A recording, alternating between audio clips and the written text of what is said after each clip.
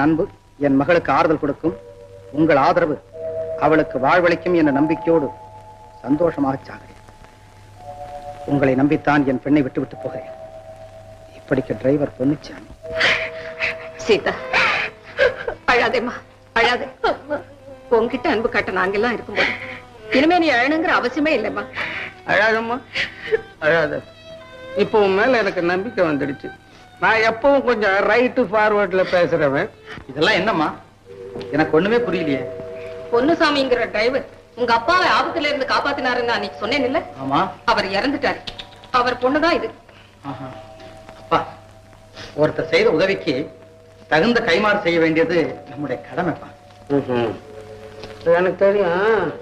நீ என்னமோ ரேஸ் விடுறாங்கன்னு சொன்னியா, அங்க போய் ஜெயிச்சு இருக்கிற கப்பெல்லாம் வாரிக்கிட்டு வா.